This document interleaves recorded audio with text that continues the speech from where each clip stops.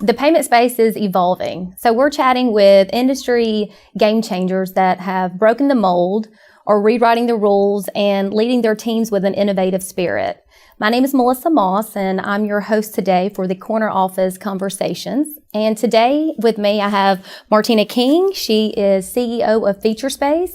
And Featurespace is a global leader in adaptive behavioral analytics for managing fraud, risk, and compliance. So Martina, you have definitely broken the mold. You are one of the few female CEOs.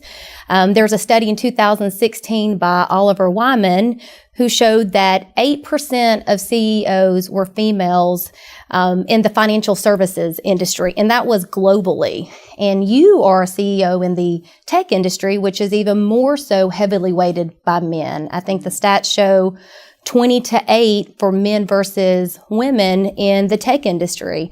So what is your secret to success? What tips do you have for crushing that glass ceiling for women and for other underrepresented groups? Well, Melissa, first of all, it's a pleasure to be here today. Thank you for that very generous introduction.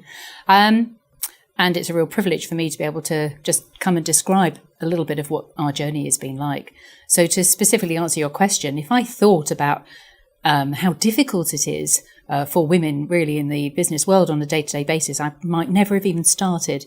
There's another stat, along with all those others that you've just quoted, which is about companies that receive VC funding. And it's really quite alarming that only of all the companies that receive VC funding, only 2% of those are run by women.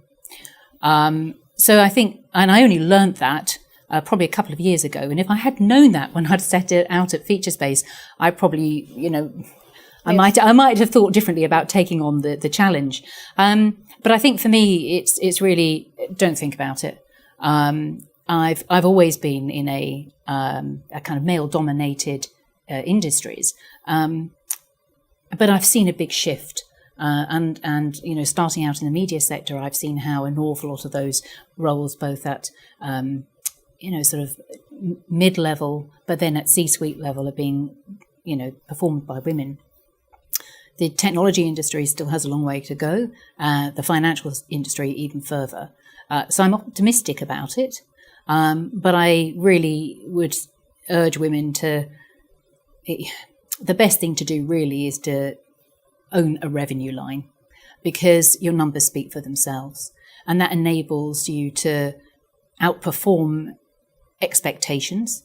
And if you do that, ultimately in business, that's the language that wins out. And it enables everybody to be agnostic to any potential prejudice they may have, because ultimately it's the financials that speak for themselves. And that almost makes you an indispensable asset to an organization. Right. Numbers don't lie. Numbers don't lie. And that's how you're measured. Yeah, exactly that. So that's, for me, been my way of being able to show superior performance, because you set a target and then you massively overachieve.